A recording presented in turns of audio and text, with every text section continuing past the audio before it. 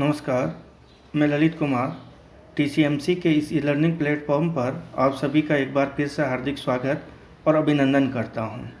आज की क्लास में हम पिछली क्लास को ही जारी रखते हुए लड़कियों की शिक्षा, जेंडर आधारित भेदभाव और महिला सशक्तिकरण के बारे में विभिन्न आयोगों द्वारा दी गई रिपोर्ट्स या प्रतिवेदन के बारे में अध्ययन करेंगे। तो शुरुआत करते हैं आज के पाठ की। लड़कियों की शिक्षा, जेंडर आधारित भेदभाव का सामना और महिलाओं का सर्वांगीण विकास। इससे संबंधित जो भारत सरकार की प्रमुख नीतियां थी, उन नीतियों के बारे में पिछली क्लास में हमने अध्ययन किया था और आज की इस क्लास में हम लड़कियों की शिक्षा, जेंडर आधारित जो भेदभाव है उनका सामना और महिलाओं का सर्वांगीण विकास किस प्रकार हो, इससे संबंधित भारत सरकार द्वारा समय समय पर गठित विभिन्न आयोग और उनके सुझावों के बारे में अध्ययन करेंगे। तो भारत सरकार द्वारा स्वतंत्रता के बाद लड़कियों और महिलाओं की शिक्षा के महत्व को स्वीकार करते हुए अनेक आयोगों और समितियों का गठन किया और इन आयोगों और समितियों ने अपना ध्यान लड़कियों और महिलाओं की शिक्षा के बारे में आकर्षित भी किया। लड़कियों की शिक्षा के रास्ते में जो बाधक तत्व है या कारक है, उनकी पहचान कर इनके निवारण के लिए विभिन्न सुझाव भी प्रस्तुत किए। इसी कड़ी में विश्वविद्यालय शिक्षा आयोग, माध्यमिक शिक्षा आयोग, राष्ट्रीय शिक्षा आयोग 1964 का और राष्ट्रीय शिक्षा नीति 1986 की ने अपनी रिपोर्ट में क्या क्या सुझाव दिए थे, इनके बारे में अध्ययन करेंगे। तो सबसे पहले देखते हैं हम विश्वविद्यालय शिक्षा आयोग 1948 का। चूँकि हमें पता है कि आज़ादी के बाद भारत सरकार ने शिक्षा की दिशा और दशा का अध्ययन करने के लिए सबसे पहले विश्वविद्यालय स्तर की शिक्षा का हालचाल जानने का प्रयास किया है और इसी प्रयास में सबसे पहले भारत के एक प्रख्यात दार्शनिक और शिक्षाविद डॉक्टर सर्वपल्ली राधाकृष्णन की अध्यक्षता में विश्वविद्यालय शिक्षा आयोग का गठन किया। इस आयोग ने लड़कियों और महिलाओं की शिक्षा पर विशेष जोर देते हुए इसके महत्व से संबंधित अनेक सिफारिशें प्रस्तुत की। इस आयोग का विचार था कि लोगों की राय ऐसी मालूम होती है कि 13 या 14 वर्ष की आयु से लेकर 18 वर्ष की आयु तक लड़के लड़कियों के विद्यालय अलग अलग हो, यानी लड़कियां और लड़कों के लिए पृथक पृथक विद्यालय हो, ऐसी जनमानस की भावना थी। और आयोग ने यह अनुभव भी किया कि यह स्पष्ट नहीं होता है कि इस विचारधारा के आधार पर रीति रिवाज है या अनुभव है। आयोग की जो सिफारिशें थी वो इस प्रकार है कि कॉलेज में प्रवेश की आयु लगभग 18 वर्ष हो, अतः कॉलेज में सह शिक्षा या को एजुकेशन, लड़के और लड़कियों की शिक्षा साथ में हो सकती है, जैसा कि आजकल विभिन्न कॉलेजों में चल रहा है। इस स्तर पर अलग कॉलेज बनाने में अनावश्यक रूप से खर्च भी होगा और अध्यापक से संबंधित अनेक प्रकार की दिक्कतें प्रस्तुत होगी, इसलिए इन्होंने सह शिक्षा पर जोर दिया। महिलाओं और पुरुषों के समान शैक्षिक अवसर प्राप्त होने चाहिए, ऐसा भी आयोग ने माना और आयोग के अनुसार ऐसी व्यवस्था की जानी चाहिए कि महिलाओं को उनकी आवश्यकताओं के अनुसार शिक्षा प्राप्त हो ताकि वे अच्छी माता और गृहिणी बन के देश में योगदान दे सके। स्त्रियों की शिक्षा में विभिन्न विषयों के बारे में आयोग ने कहा कि गृह शिक्षा यानी होम साइंस, अर्थशास्त्र, गृह प्रबंधन, होम मैनेजमेंट का समुचित शिक्षा व्यवस्था में प्रावधान आवश्यक रूप से हो और उन्हें इन विषयों के लिए अधिक प्रेरित किया जाए। इसके बाद में बने महत्वपूर्ण आयोग माध्यमिक शिक्षा आयोग। जो विश्वविद्यालय शिक्षा आयोग का हाल जानने के बाद भारत सरकार ने इसके लगभग 4 वर्ष बाद में माध्यमिक शिक्षा है उसका स्तर और दशा जानने के लिए माध्यमिक शिक्षा आयोग का गठन किया। माध्यमिक शिक्षा आयोग के अध्यक्ष मद्रास विश्वविद्यालय के vice chancellor doctor A Lakshmanaswami Mudaliar थे, इसलिए इस आयोग को मुदालियर आयोग का नाम भी कई बार हम कहते हैं। यह नाम से पुकारते हैं। तो मुदालियर साहब की अध्यक्षता में बने इस कमीशन को हम मुदालियर आयोग के नाम से जानते हैं। कमीशन ने अपनी जो रिपोर्ट प्रस्तुत की उसमें महिलाओं की शिक्षा की बात करते हुए संविधान का जो अनुच्छेद 16A है उसका हवाला देते हुए कहा कि शिक्षा और रोजगार के क्षेत्र में लिंग के आधार पर कोई भेदभाव नहीं किया जा सकता है, इसलिए शिक्षा के सभी क्षेत्रों में लड़कियों की समान भागीदारी होनी चाहिए और एक लोकतांत्रिक समाज में लड़के और लड़कियों दोनों की शिक्षा पर ध्यान दिया जाना चाहिए। ऐसा माध्यमिक शिक्षा आयोग या मुदालियर आयोग ने अपना सुझाव भारत सरकार को प्रस्तुत किया। देन राष्ट्रीय शिक्षा आयोग 1964-66 का जो राष्ट्रीय शिक्षा आयोग है, जिसे प्रोफेसर दौलत सिंह कोठारी की अध्यक्षता में गठित किया गया था। प्रोफेसर दौलत सिंह कोठारी भारत के प्रख्यात वैज्ञानिक और शिक्षाविद और चिंतक थे, तो उनकी अध्यक्षता में बने हुए इस राष्ट्रीय शिक्षा आयोग को हम कोठारी शिक्षा आयोग भी कहते हैं।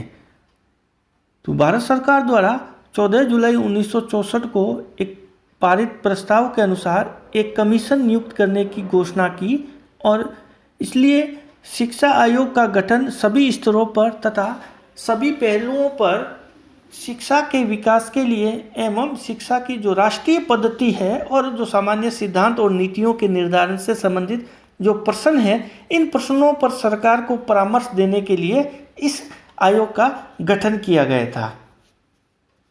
इस आयोग ने लड़कियों और स्त्रियों की शिक्षा के लिए विभिन्न प्रकार की सिफारिशें की, जिसमें मुख्य रूप से इस प्रकार से है कि स्त्रियों की शिक्षा की जो समस्या पर हाल के वर्षों में अनेक समितियों ने सुझाव प्रस्तुत किए हैं। उन सुझावों से संबंधित जो टिप्पणी है वो इस आयोग ने की है कि श्रीमती दुर्गाबाई देशमुख की अध्यक्षता में जो राष्ट्रीय स्त्री शिक्षा समिति है, हंसा मेहता समिति है, साथ ही वत्सलम की अध्यक्षता में जो एक समिति गठित की गई थी, इन सभी समितियों को जो समस्याओं का अध्ययन किया उसको इन समितियों की सिफारिशों का इस आयोग ने पूर्ण अनुमोदन किया है और साथ ही आयोग ने अपने प्रतिवेदन में कहा है कि हमारी सम्मति में लड़कियों और स्त्रियों की शिक्षा के विकास के लिए 2 प्रकार की नीति अपनानी पड़ेगी। ये कौन कौन सी है 2 नीतियाँ? पहली यह है कि राष्ट्रीय स्त्री शिक्षा समिति द्वारा जो सिफारिशें की गई है उसमें विशेष कार्यक्रमों पर बल दिया जाए। और दूसरी बात आयोग ने कही कि सभी स्तरों पर और सभी क्षेत्रों में जो शिक्षा के सुधार और विस्तार के जो सामान्य कार्यक्रम हैं उनके विभिन्न अंग के रूप में लड़कियों की जो शिक्षा है उसकी ओर विशेष रूप से ध्यान दिया जाए। और पहली नीति के बारे में आयोग की सिफारिश है, जैसा कि राष्ट्रीय समिति ने कहा है, इससे संबंधित निम्न ढंग से कार्रवाई की जाए। सबसे पहली बात आयोग ने कही कि अगले कुछ वर्षों तक स्त्रियों की शिक्षा को शिक्षा का एक मुख्य कार्यक्रम मान लिया जाए और उसमें आने वाली जो कठिनाइयां हैं उनका सामना करने और पुरुषों और स्त्रियों की शिक्षा के बीच का जो अंतर है उसको यथासंभव कम से कम समय में दूर करने के लिए एक विशेष दृढ़ता और साहस के साथ प्रयत्न किया जाए। साथ ही इस प्रयोजन के लिए विशेष योजनाएं बनाई जाए और उनके लिए जो आवश्यक धन जो खर्च होगा उसकी व्यवस्था प्राथमिकता के आधार पर की जाए। साथ ही केंद्र और राज्यों दोनों में लड़कियों और स्त्रियों की जो शिक्षा है उसकी देखभाल के लिए एक विशेष संगठन स्थापित किया जाए, ऐसी राय आयोग ने दी है। और यह संगठन सरकारी और गैर सरकारी जो जितने भी व्यक्ति हैं उनको स्त्रियों की शिक्षा के कार्यक्रम के आयोजन और उनके क्रियान्वयन के लिए एक विशेष प्लेटफॉर्म पर एक जगह लाया जाए। साथ ही आयोग ने घर की 4 दीवारी के बाहर जो स्त्रियां हैं उनका कार्य आज देश के सामाजिक और आर्थिक जीवन का एक महत्वपूर्ण अंग माना गया है और आगामी वर्षों में वह और बड़ा आकार धारण कर लेगा, जिसका प्रभाव अधिकतर स्त्रियों पर स्पष्ट रूप से पड़ने लगेगा। अतः यह आवश्यक होगा कि स्त्रियों को प्रशिक्षण और रोजगार देने की जो समस्याएं हैं, इनकी ओर पर्याप्त ध्यान दिया जाए।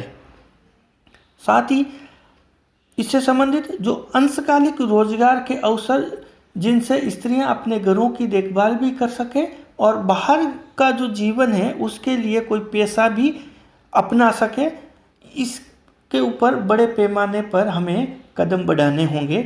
साथ ही साथ पूर्णकालिक रोजगार के अवसर भी हमें महिलाओं और बच्चियों के लिए बढ़ाना पड़ेगा। तो इस प्रकार से मोटा मोटे रूप पर विश्वविद्यालय शिक्षा आयोग, माध्यमिक शिक्षा आयोग, राष्ट्रीय शिक्षा आयोग ने अपनी रिपोर्ट्स भारत सरकार को प्रस्तुत की। अब देखते हैं एक और राष्ट्रीय शिक्षा नीति 1986 की जो महत्वपूर्ण है, उसके बाद अभी तक कोई पूर्णकालिक राष्ट्रीय शिक्षा नीति नहीं बनी है, लेकिन 2019 की राष्ट्रीय शिक्षा नीति के बारे में भारत सरकार ने कदम आगे बढ़ाया है और 1992 में इस राष्ट्रीय शिक्षा नीति में कुछ संशोधन भी किए थे। तो संशोधित राष्ट्रीय शिक्षा नीति उनको हम कहते हैं।